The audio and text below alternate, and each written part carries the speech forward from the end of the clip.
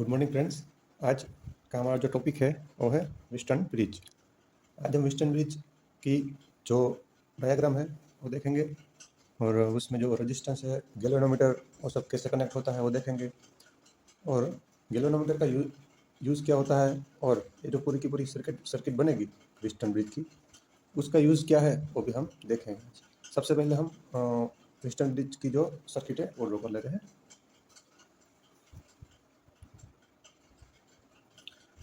सबसे पहले मैं बता दूं कि वेस्टर्न ब्रिज में 4 रेजिस्टेंस होते हैं, 4 रेजिस्टेंस इसमें यूज होते हैं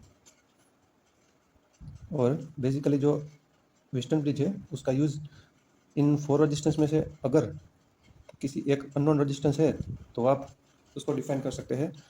जो इसका इक्वेशन है उसके जरिए कि वो अननोन रेजिस्टेंस कितना होगा। बेसिकली इस वेस्टर्न ब्रिज का इक्वेशन का यूज़ होता है जहाँ पर हम अननोन रेजिस्टेंस डिफाइन कर सकते हैं। ठीक है,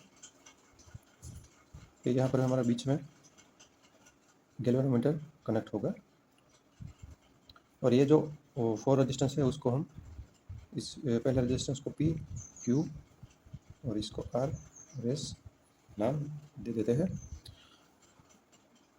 और यहाँ इन दोनों टर्मिनल के बीच में हम बैटरी कनेक्ट करेंगे।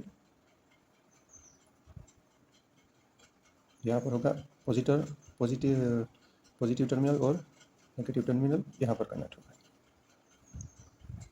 ठीक है, ये पॉइंट है A B C और D। ये पॉजिटिव टर्मिनल, ये नेगेटिव टर्मिनल हो गया हमारा।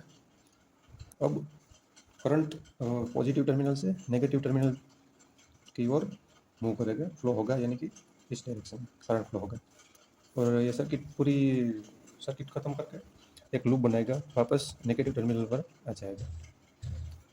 अब ये हमारा करंट है वो इस डायरेक्शन में है, तो इसका मतलब क्या हुआ कि जो इलेक्ट्रॉन है वो उसके ऑपोजिट डायरेक्शन में मूव करते हैं। ठीक है, अब यहाँ पर मान लीजिए कि यहाँ पर करंट I1 जितना करंट है वो इस P रेजिस्टेंस में से रेजिस्टेंस में होकर B पॉइंट तक जाएगा और ये R रेजिस्टेंस है उसमें से I2 जितना करंट फ्लो होगा और ये हमारा जो गैल्वेनोमीटर है उसमें से IG जितना करंट फ्लो होगा इस डायरेक्शन में और वापस वो यहाँ पर D पॉइंट पर आ जाएगा। अब यहाँ पर I1 करंट जो फ्लो हुआ है B पॉइंट तक और वहाँ से IG जितना करंट गैल्वेनोमीटर साइड चला गया और जो बाकी बचा करंट कितना बचेगा यहाँ पर बचेगा I1 माइनस IG। वो करंट यहाँ C पॉइंट पर आ जाएगा और यहाँ पर ये दोनों करंट मिलते हैं I2 और IG, ये दोनों करंट यहाँ पर मिलते हैं और उसके बाद वो इस डायरेक्शन में C पॉइंट तक जाएगा। यहाँ पर I2 प्लस IG जितना करंट फ्लो होगा और वापस यहाँ पर ये करंट वापस मिल जाएंगे और यहाँ पर I जितना करंट फ्लो होगा। यहाँ से I जितना करंट यहाँ से फ्लो हो रहा था उतना ही यहाँ पर वापस फ्लो होगा। जब भी बैटरी में से किसी भी वन टर्मिनल यानी कि पॉजिटिव टर्मिनल से जितना करंट फ्लो होगा उतना ही करंट वापस उसकी नेगेटिव टर्मिनल पर पहुँचेगा। अगर ऐसा नहीं है तो कहीं पर आपकी सर्किट और कुछ ब्रेक हुआ होगा। इसलिए यहाँ पर जो गैल्वेनोमीटर है,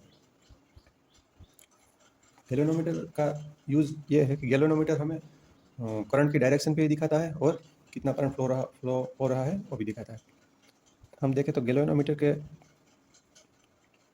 बीच में जो मीटर दिखाई पड़ता है उसमें बीच में 0 होता है और दोनों साइड 1 2 3 ऐसे नंबर है, इस तरफ भी है 1 2 और 3।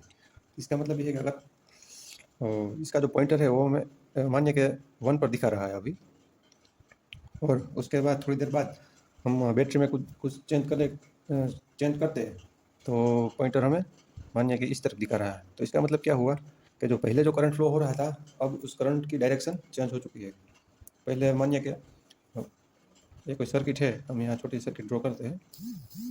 मानिए कि यहाँ पर करंट पहले इस डायरेक्शन में फ्लो हो रहा है और हमें यहाँ पर पॉइंटर ये 1 एम्पियर दिखा रहा है और कुछ करने के बाद हम यहाँ पर बैटरी को उल्टा देते हैं और उसके बाद हमें पॉइंटर है वो 2 पर दिखा रहा है। तो इसका मतलब क्या हुआ कि अब करंट की डायरेक्शन चेंज हो गई, पहले इस तरफ थी अब इस तरफ हो गई। गैल्वेनोमीटर ये दोनों काम करता है साथ में।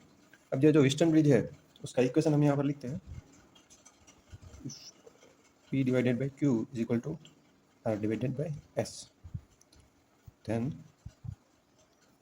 IG is equal to 0।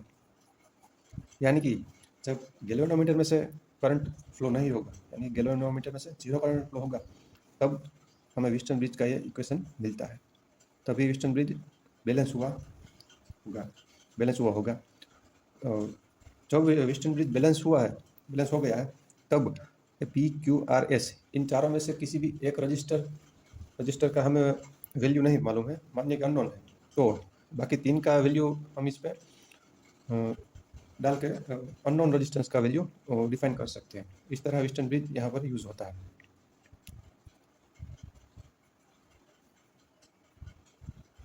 किसी भी रजिस्टेंस को आप फाइंड कर सकते हैं इसमें, इस इक्वेशन में वैल्यू डाल के, ठीक है।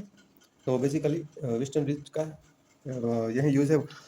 और इसकी कंडीशन ये है कि जब गैल्वेनोमीटर में से करंट 0 फ्लो होगा, तभी हम इस इक्वेशन यहाँ पर लगा सकते हैं। और व्हिस्टन ब्रिज जब बैलेंस होगा, यानी कि व्हिस्टन ब्रिज जब बैलेंस होगा, तभी गैल्वेनोमीटर में वैल्यू 0 होगी, ठीक है।